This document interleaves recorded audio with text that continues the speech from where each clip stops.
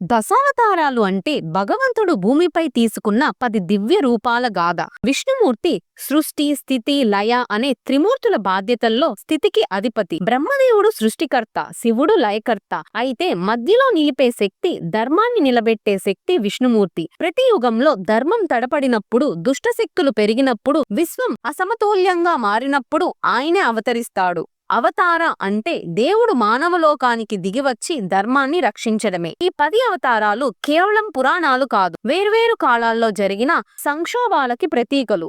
ప్రతి అవతారం మన జీవితంలో ఒక అర్థాన్ని, ఒక సత్యాన్ని సూచిస్తుంది. ఇప్పుడు ఈ సిరీస్ లో మనం దశావతారాలను ఒక్కొక్కటిగా తెలుసుకుందాం. ఈ ఎపిసోడ్ లో మొదటి అవతారం మత్స్యావతారం గురించి తెలుసుకుందాం.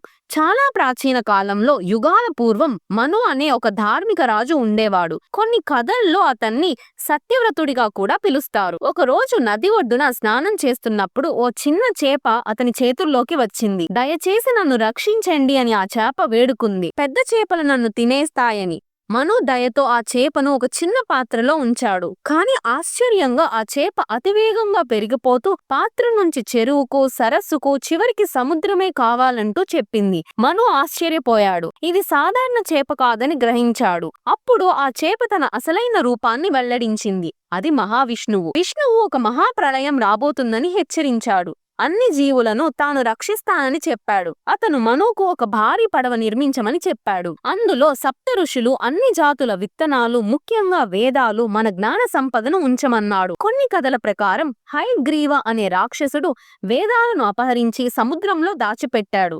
ఇప్పుడు మత్స్య రూపంలో విష్ణువు వాటిని తిరిగి తెచ్చేందుకు సిద్ధమయ్యాడు. ప్రళయం మొదలైంది. ఆకాశం మేఘాలతో కప్పబడి సముద్రాలు ఉప్పొంగాయి. భూమంతా నీటిలో మునిగిపోయింది. విష్ణుమూర్తి బంగారు రంగు గొప్ప చేపగా దర్శనమిచ్చాడు. తన తలపై ఒక కొమ్ముతో మను తన పడవను ఆ కొమ్ముకు కట్టి పెట్టాడు. మత్స్యుడు ఆ పడవను ప్రళయపు మహాసాగరంలో నడిపించి దానిని పవిత్ర హిమవంత పర్వత శిఖరానికి చేర్చాడు. అక్కడి నుంచి మళ్లీ జీవం పునరుద్ధరించబడింది. మత్స్యావతారం అంటే జీవానికి ఆది రూపం.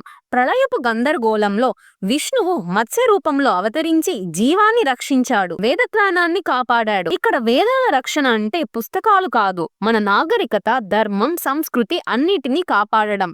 ఇది దశావతారాల మొదటి మెట్టు. ఇంకా అద్భుతమైన కథల కోసం ఈ వీడియో నచ్చితే లైక్ చేయండి, షేర్ చేయండి, ఛానల్ ను సబ్స్క్రైబ్ అవ్వండి. తరువాతి ఎపిసోడ్ లో మనం భూమిని మోసే కూర్మ అవతార కథతో కలుద్దాం.